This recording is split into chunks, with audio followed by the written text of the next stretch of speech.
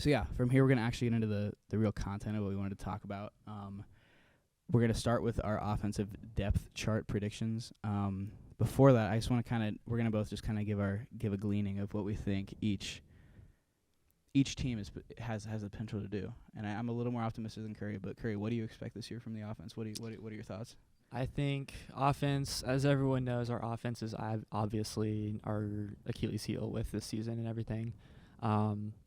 It'll be tough, but I think we have, and you're, like you said, you're more optimistic than I am, but I think we have a solid shot at a memorable season this year. I think maybe a pivoting year. What does it come down to for you? I think it really comes down to the chemistry with Adrian and the rest of the team. Trust is huge. We saw a lot of lack of that in the previous years and everything. And from what I saw at the spring game that we were both at, which was great to be back in Memorial, by the way. It was super electric and just amazing. But Martinez is looking way better running the ball, way more confident, super fresh, quicker on his feet. He just looks like a stronger, solid runner. Not like he's questioning his moves or anything like that. So that's huge. He had a few pretty solid deep balls, and we had like one good deep ball in the Rutgers game to Wandale, and he's not even around anymore. So definitely, absolutely. So obviously, I'm not banking on the offense this year or anything like that. I don't have my expectations set too high, but I would love to see them step up, and especially Adrian step up to the plate and really prove what he can do. Yeah, something I saw on another podcast, Josh Pate, shout out Josh Pate. We'll have to have him on. He's got to have us on. Anyway, he was saying that every team has sort of like a hinge player, and our hinge player is definitely Adrian Martinez, meaning like who is the player that if they are great, we're going to be great, and if they're bad, we're going to be bad. And it's going to be Adrian. It really comes down to that. So, yeah, I'm super optimistic because we've just been hearing great things from Adrian. He's got a chip on his shoulder. It's his 4th year. He's lighter on his feet. Everyone in camp is saying that he's throwing the ball better. I mean, we can see it in the pictures too. Like he looks the part finally, I feel like, and I think that we're going to see it in his confidence. So yeah, I mean that's why I'm super optimistic. And actually, a guy in this room, his name is Derek. We were talking earlier. We were kind of going over going over the our predictions for the season, and he was going around 6-6, and I'm a little more optimistic. And the main word he was using that I thought was really good is we're just super unproven. Like we have the talent on the outside. We have Omar Manning, we have Samari Toure, we have Oliver Martin, we have Betts, we have all these really, really, really tremendous players, but none of them have proven themselves, but they all have the chance. Like, our ceiling is super high this year, I think more than it was last year. I think losing Wandale was a big deal, but I don't think it was as big of a deal as people are saying. It gave us a chance to get Samori. So, yeah, and I mean, enough about, like, just kind of the hype talk, but I really do think that we have a chance this year. So, yeah, from there, you want to kind of get into our predictions for the depth chart? Absolutely. So, yeah, obviously at quarterback, it's gonna be Adrian. Yeah. It's as simple as that. I mean, we kind of got into our things with Adrian. He's just really got to show it this year, and he's our hinge player. Like, if he plays well, we're gonna be great, and if not, who knows? Yeah, I've also heard a lot of good stuff about Harbaugh and Harburg. Yeah, and Logan Smothers. I mean, honestly, we were listening to the press conference today, and apparently, Mr. Frost himself was referring to Heinrich, the kid that enrolled this semester from Kearney Catholic, I believe. Mm-hmm. He was mentioning him more as Really? right behind Adrian than Logan was. Wow. Than he was mentioning Logan, which is kind of crazy. I think it was me. Maybe it was you. But either one of us was, during the spring game, really noticed, I think it was Smothers, stepping up to the plate and, like, connecting passes and a little more, hitting the guys in the chest and a little bit more. It was a really windy day. Yeah. Can't discount it. Right. But, yeah. I mean, we wanted to see more from Logan in the spring game, but we saw enough to say that, like, he definitely has a chance to take the number 2 spot. Yeah. But the thing about Heinrich is he's just big. He looks the type right now. All these players that we're seeing right now come out are, Trevor Lawrence, Josh Allen. The prototype right now is a big guy that can throw it over the top, and that's what we need. Honestly, like that's what the best teams are doing right now. They're taking the top off the defense. If you look at Oklahoma, Ohio State, Alabama, they're just taking the top off the defense because they got big, old quarterbacks that can get over the lines. And that's what we're going to see from Heinrich, I feel like. With Logan, he's just super quick. Yeah. I mean, some people were saying that he's quicker than Adrian. He ran like a 10.8, I think, in 100 in high school. So, yeah, I mean, quarterback is super fascinating. Yeah, we've seen a great year out of Adrian, honestly. Yeah. That's huge. Yeah. From there, we're gonna move on to the offensive line, I believe. Mm-hmm. There's not a lot going on this year as far as the line. There's just at the right guard position right now. There's a little bit of potential for a few different names maybe to come out. It's looking like Matt Sichterman is at the lead right now. Trent Hickson too. Both super old dudes. We've been hearing good things from about Nerdy Nwili, the Germany dude. I don't know if that name. I haven't heard that one yet. Kind of a cool name. Yeah, that is pretty neat. And then trying to think who else. I mean, the kid that we just got in, Henry Letofsky, he was looking the part. He's looking big apparently. But other than that, I mean, it's going to be Turner at left tackle, Turner Corcoran, and then Ethan Piper at left tackle. Cam Jurgens up the middle. Obviously, he's got to get his snaps down, and I think he's going to get his snaps down for sure this year. Yeah. And then Bryce Benhart at the right tackle position. And I mean, another thing at the media days, the Big Ten media days, Scott Frost was asked, which position group is showing the most improvement this year, and normally the coach talk is like, well, everyone's looking really good. I'm really happy with everyone. We're looking really good. Right away, he was like, I'm really impressed with the O-line. I'm really impressed with how they're coming along. So we're super excited as Husker fans because we haven't had a hard-hitting offensive line. I feel like they've just been pussies, honestly. Like they threw Adrian under the bus quite a bit, I'd say, especially last season with not being able to block. And then Adrian, as we saw, wasn't super confident running, and there were a lot of times where he got stuck in the pocket and just couldn't go anywhere with it. I mean, obviously, that's a lot of things in the game too. Not good blocking, Adrian not being able to find the gaps and shoot them and stuff like that, or being confident to do that. It looked ugly last season. So a good offensive line is huge. And I think, especially with Scott's comments earlier about how solid they've been looking, I mean, I'm pretty optimistic about that. Yep. But yeah, definitely. Obviously. I mean, last thing on the line, to his point, like just in the Iowa game alone, we were trailing in the fourth quarter, and 2 minutes left, and Matt Farniok just whiffed on a block, and Adrian fumbled it, and we were even looking good. We might have scored on that possession, and that would have been the game. So yeah, it just comes down to all these small little mistakes that we're making right now. So yeah, we'll have to see there. Yeah, we'll have to see. We'll have to see if they truly are proven. From there, it's a super fun battle right now at running back. A lot of names. We're looking at the USC transfer, Marquise Stepp. We're looking at Gabe Ervin out of Georgia, Marvin Scott III, Savion Morrison, Jacques Yant, and Ramir Johnson. My prediction for starter, I think it's going to be Gabe Ervin out of Georgia. I think he's just definitely got it in the bag right now. There's a chance that it's Marquise Stepp, but he was a little injured in spring, so not really sure about that. And Savion Morrison, I feel like he's got to drop a little more weight. And Ramir just hasn't really come around. And Jacques Yant's just the big guy. He'll be our third down back. I feel. And I think maybe Marvin Scott will start, but I'm thinking Gabe Ervin. It's pretty solid. Yeah, I think one of the things I heard about Stepp kind of early in is he had starts obviously at USC, and he gives Nebraska a powerful presence. From what I've heard from Ryan Held, running backs coach, and everything like that. But the big question is if he's durable, if he can take hits, if he can get banged up and keep going and stuff like that. I haven't seen, maybe there is film out there on like Twitter or someone's account or something like that, but I haven't seen too many videos of him, running through lines or anything like that, or doing drills and stuff, or nothing like that. So kind of a big question mark there, but I would agree with you with Irvine and everything. Yep. So he was looking really good. He's a big dude too. Apparently he was pass blocking well. I heard him in the press conference today. Scott Frost was mentioning him as well. So yeah, I mean it's looking like Irvin, but it definitely could be Scott because he's a little more seasoned and he's been around longer. So yeah, from there, fun room as well with the wide receivers. I think it's going to be pretty obvious who we're starting. I think it's going to be Samori Toure out of the slot, Oliver Martin out of the Z, and then Omar Manning in the X. Just because Omar Manning's a big guy, and I'm pretty sure the X is on the end. And behind Toure, I mean, this is where Wandale was, and we're going to see some great names. I think Alante Brown is definitely going to be a name we're going to know. and Will Nixon. He's number 12. A lot of people are comparing him to Wandale. Some people say he's even better. He can take it out of the backfield, similar to what Wandale was able to do. From there, I mean, I think it's definitely going to be Martin in the other slot just because he was a 4-star out of high school, went to Michigan, went to Iowa, ended up here finally.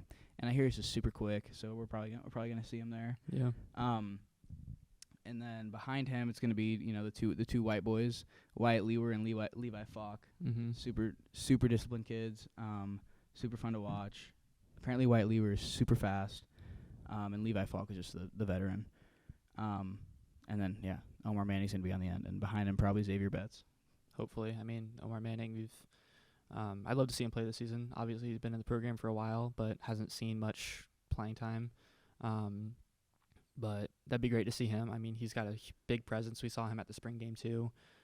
He was great in the spring game. Yep. Yep. And at the practice, that open practice, that we True. went to, where he looked really, really good. Just a big presence. He was, having fun on the field. Obviously looked good and everything. So, that would be great. That would be great to see him actually play in the season. And we should be seeing him. I mean, he's gonna be drafted probably. He's a freaking Yeah. beast. He's a crazy hope. beast. That'd be great to see, man. Yeah, For absolutely. Sure. I mean, he might be here for a couple years. I don't even know. I mean, hey, We'll see. I don't know. Yeah. From there, I mean, it's our tight end room is looking real good. We have two guys that have quite the potential to be drafted in Austin Allen and Travis Vocaleck. I mean, Allen's like 6'8", and Vocaleck is like 6'7", and they're the biggest kids on the team. I mean, Vocaleck's got that scary-ass mullet. He looks like Hulk. Mm-hmm. Austin Allen's probably a little more athletic, but, I mean, they're just scary. I bet defenses aren't going to be wanting to line up with them, especially if they're in the Matt Lubick, our offensive coordinator, was saying that, he expects his tight ends to be ready to line up in the slot and take on linebackers, and linebackers aren't as big as they are, and they should be able to push them around for sure. So, yeah, tight end room is looking really good. And, like, Chris Hickman is probably going to come around, and, obviously Fedoni once he's healthy, and that's going to be awesome once we have him on. That'd be great. Obviously. I think, yeah, Fedoni has a big presence on the field. Yeah. He's huge, but we'll see. I mean, it'd be great to see him maybe like halfway through the season or so. And he'll get the starts probably. He probably or not get the starts, but he'll definitely be playing because he's that caliber. Yeah, definitely. Yeah. I mean, I think we're gonna have a good. I think we're gonna have a great offense this year, but we are unproven. We are definitely unproven. Should we roll into defense, you think? Yeah. Okay. Let's roll into some defense. Inside linebacker, super fascinating because we actually lost Will Honus, and he was a beast. He was actually really, really solid for us last year. Super, I'd say, I guess underrated. Like, didn't get the underappreciated, I'd say. Didn't get the appreciation that he deserved. But with him, Kolarevic, Reimer, Henrich, they're all going to be in that rotation. I heard Snodgrass, Ativa Malga-Clements. We should definitely be seeing all of them playing. And I mean, I've always been high on Reimer. I think he's a beast. And Henrich was a crazy good recruit out of high school, out of Burke. And Kolarevic was super great at Northern Iowa, so it should be a good room in the inside linebacker room. Yeah. Sounds good. Yeah. Pretty solid. As far as outside linebacker goes, pretty obvious who's going to start there. It's probably going to be Garrett Nelson on one end and Caleb Tanner on the other. And Caleb Tanner's super unproven. He's got a lot more to show. Yeah. This is like his 4th, 5th year, and we got to see more out of him. Something Garrett Nelson is a dog. Mm-hmm. We shouldn't have any issue getting anything out of him. He should have sacks this year. Behind them is going to be Phildarius Payne. I saw something on Instagram that he wanted to break the Nebraska sack record, which is pretty damn awesome to hear as a fan. Yeah. Love that. So we should be seeing Phildarius Payne for sure. From there, I mean, I saw Blaze Gunnerson was actually hurt, and he was another big deal guy, even bigger than Garrett Nelson is. And then Damian Jackson, I mean, he's a Navy SEAL. It's been there for 30 years. Yeah. It seems he's like 30 years old. So we'll be seeing him. And then I've always been really high on Jamari Butler, but we haven't heard much about him. And then I saw the other day in the video, Tate Wildeman is actually taking snaps at outside linebacker now. So that'll be interesting. I think, what do you guys say? I mean, do you think that Phildarius Payne will take Caleb Tanner's spot? I don't know. I think think Caleb Tanner can really step up to the plate. I'd love to see him do that, obviously. I've seen a lot of his stuff on social media, just him, his drive, his work ethic, all that good stuff. So Teammates love him. yeah, absolutely. So yeah, I think chemistry's there. I think if he can, I mean, media has kind of been kept out of the practices and everything like that too. So it's really hard. It's a tough call right now, but I mean, from what I've seen, teammates love him, coaches like him, and if he's showing up to practice and working his ass off and everything like that, that'd be great to see him. Being able to step up to that plate. Definitely. Yeah, and he took the number 0 too, so that's like the most badass shit in the world. Like, Yeah, it's you pretty gotta cool. love a number 0. Oh yeah. From there, I mean, defensive line is gonna be lights out this year. I mean, they were super solid last year. I think they were super underappreciated. We were one of the best run defenses, I thought. Oh, for sure. In the nation. We were super underrated there. At nose guard, we're going to have Damian Daniels, and right behind him probably Nash Hutmacher. Yep. Super big dudes. As far as, like, a little bit maybe D-line style, it's going to be Ty Robinson. Absolutely love that dude. Ben Stilley, Casey Rogers. Yep. Super solid dudes. Absolutely. Can't go wrong there. Behind them, it's going to be Jordan Reilly probably and Colton Feast. I've heard really big things about Colton Feast, and Jordan Reilly is a big dude. He was a transfer from North Carolina, I believe, and then Mosai Newsom. I haven't heard a lot about him, but I've heard good things about him. And then from there, we got some freshmen that apparently are dogs and coming along, and Ruquan Buckley and Jalen Weaver. So, we'll have to see there. Sweet, yeah. Yeah. Yeah, I mean, the line is lights out. Yeah. I I mean, our defense is everyone knows Seriously, our defense. we didn't even start open with that. Yeah, our defense is unstoppable. We don't disagree on defense, Mm-mm. no doubt. No. We're gonna be super good this year. I'm predicting a top 25 defense this Yeah. year. Teams will not put up many points against us. I do not believe. Yeah, I think we'll I be. totally agree. I think we're gonna. I mean, we'll get into this a little bit, but I think we're gonna scare Oklahoma. We'll see. I don't think we're gonna beat them, but yeah. I want, man. That'd be Great. know. Right. Okay. From here, I guess we're gonna go into the hybrid role, kind of like where JoJo plays. That kind of flex, like nickel player. JoJo absolutely dominates that role. He'll probably go to the draft because of it. Behind JoJo, a few in the weeds names. Isaac Gifford is kind of predicted to be right behind him, but I think behind him, I think even more behind him is probably Javin Wright. Super big dude, can play that. I mean, the hybrid role is really tough. You got to be as strong as a linebacker, but as quick as a safety, and it's super tough. That's why JoJo plays it well, because he can just fit that role perfectly. I've also seen Simon Odie play in that role, but I mean, JoJo's lights out. He's one of the best linebackers in the league. He's not considered a linebacker. He's more of the hybrid, like I said, but if you look on PFF, if you look at whatever, JoJo's insane. Yeah. Absolutely. Yeah. I guess I keep taking the lead. You want to talk about the safeties? I mean, I can try, man. you Like I got? said. Yeah. I mean, shoot, dude. I don't know.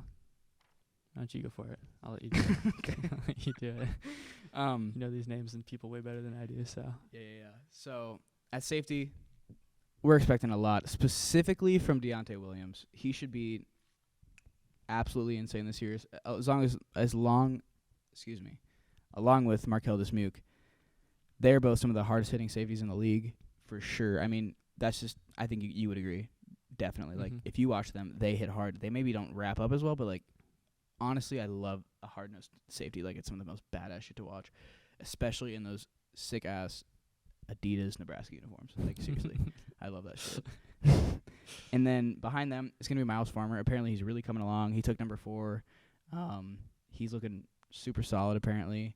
He's looking good in the videos and the hype-up videos. And then behind him, kind of in the same role, is Noah Pula Gates out of Arizona. He was a super high recruit, actually, out of high school, but we have not seen him.